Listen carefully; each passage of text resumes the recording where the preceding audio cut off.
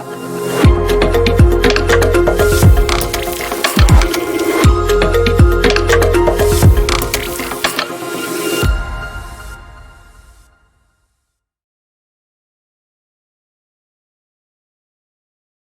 and welcome. You're watching special coverage on the budget day with me, Gitu Musa, and this is for ICICIdirect platform. And I have with me a very special guest, Mr. Saurabh Mukherjea, founder and chief investment officer of Marcellus Investment Managers. So welcome, Saurabh. Thank you, Gitu.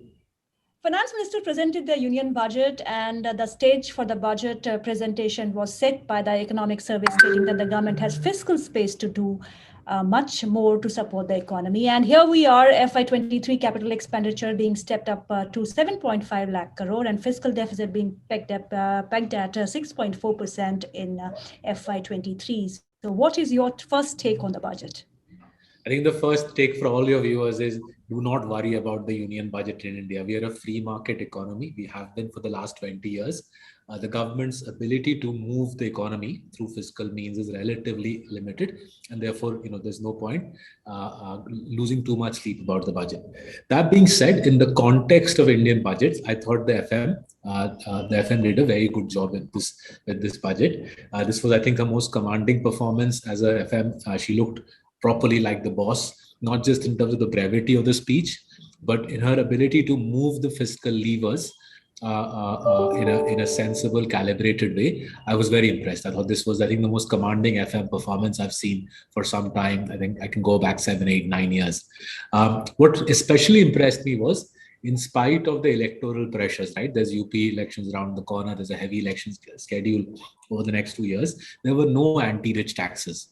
I was very pleasantly surprised. There were no anti-rich taxes, no CGT hikes, no surcharge on the rich. Instead, for investment in startups and real estate, there was a relief on the long-term capital gains tax.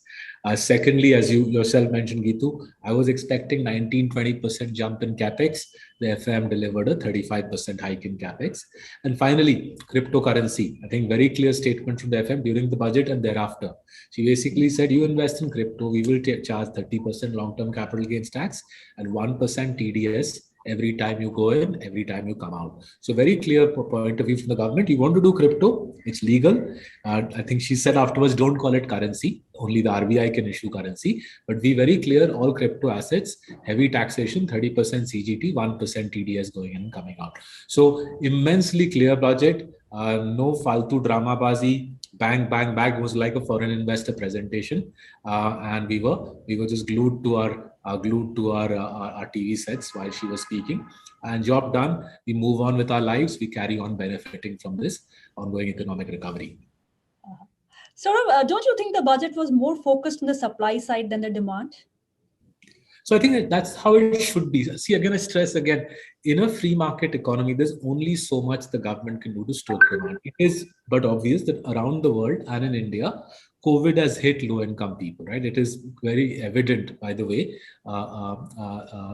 FMCG companies are seeing degrowth in value. Two-wheeler manufacturers are struggling. We are seeing NREG uptake at record levels. So there's clearly distress in low-income workers. There's also distress in the SME community. That's true around the world. What is not clear is what exactly the government can do in that regard. The government is basically saying, we will build infrastructure, we will build more roads specifically, we will give some support through farm subsidies, some support through PM Awas, and that's pretty much it. The rest of it is, we will basically nurture the economy as it tries to recover from COVID. I think that's all you can do. I think this delusion that the government can create jobs or stoke demand is, I think, a delusion limited to economists. Real people who work in our factories, work in India, realize that the government's ability to stoke demand is relatively low. Supply side measures, especially on infrastructure, are the best I think the government can do in our country. Saurabh, are you surprised by the disinvestment number at 65,000 crore that is being targeted for FY? I think she's playing a chess game there. She's being very canny.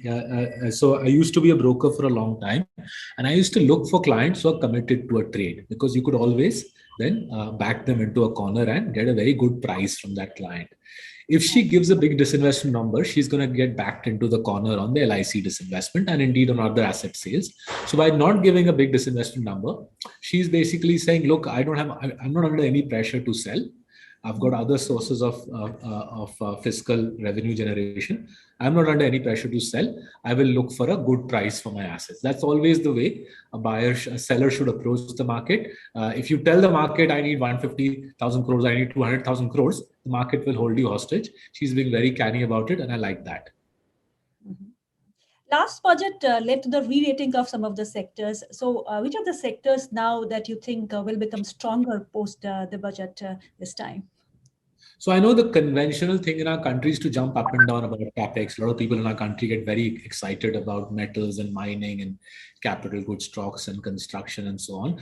Unfortunately, my experience in India is those are sectors which are largely dead ends, right? Because of the sheer sort of quality of management and the weakness of the business models. Your and my ability to make money from those sorts of sectors are relatively limited.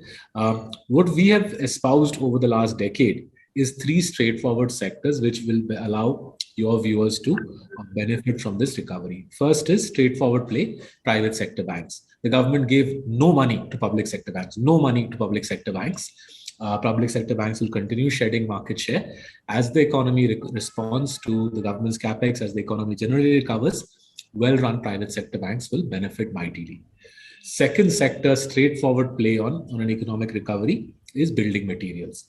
So we've got lots of paint companies in our portfolios. We've got adhesive companies in our portfolios. We've got pipes companies in our portfolios. We don't have cement companies, but hey, well-run cement companies will also benefit. So building materials, second straightforward play.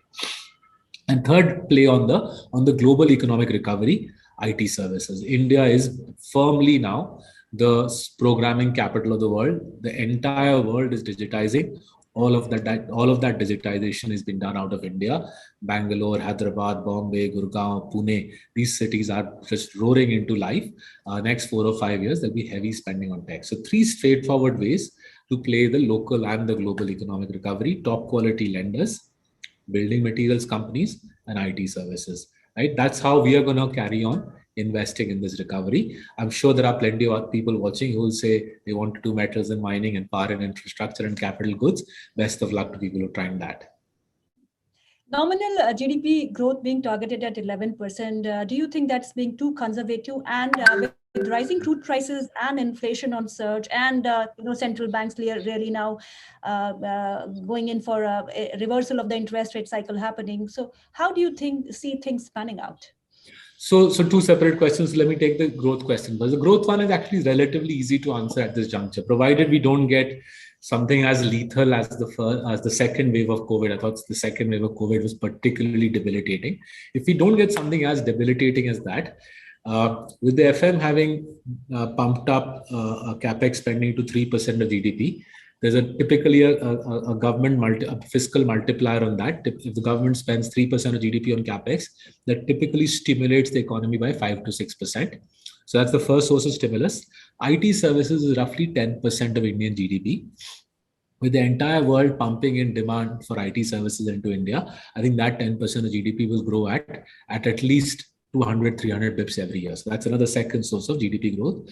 And the third is the revival of the contact sector, right? Schools, school buses, public transport, hotels, hospitality, right? If you add those three, I think 8% growth next fiscal is very doable.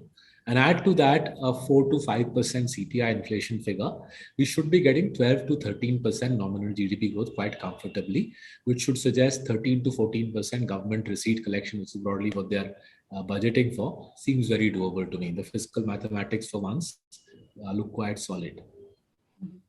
Your views on the rising crude and inflation?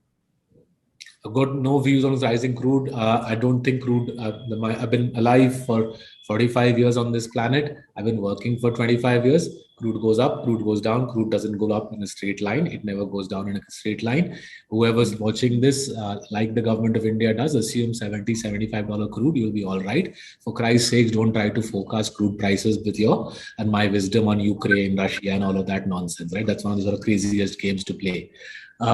Inflation, relatively clear that if we continue with this sort of solid recovery, and if the supply side pressures from semiconductors, from containers continue, we will be in an environment where WPI inflation will be pushing 10%.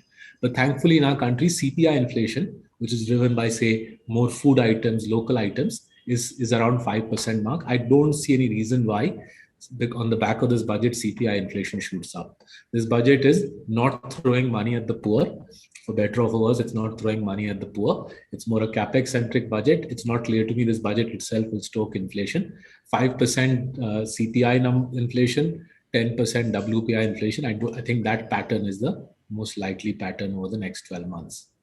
So one last question, if we talk about the government borrowing program, it is on the higher side, and the yield, 10-year benchmark yield has hardened to 6.8%. So how do you see the bond market reacting? So I think the bond market, I don't think the bond market did the fiscal maths today when they hardened. So there's two different drivers of the bond yield hardening. One is obviously, as the Federal Reserve indicates, say 4, perhaps even 5 rate hikes over the next 1.5 years. Logically, the Indian 10-year government bond yield should also rise.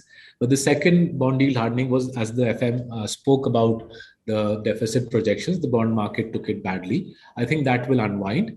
Generally speaking, if you take the US 10-year bond yield and add 400 pips to it, you get the Indian 10-year bond yield. I don't see any reason why that equation will suddenly be disturbed. And the reason, by the way, the US 10-year bond yield plus 4% is the Indian 10-year bond yield that's the inflation differential between India and America. I don't see any sort of fundamental change in that bond market dynamics. Thank you, Saurabh, for your views on the budget 2022. Thank you for inviting me. Thank you. Investments in securities market are subject to market risks. Read all related documents carefully before investing. Subscribe to our YouTube channel and click on the bell icon to never miss an update from ICICI Direct.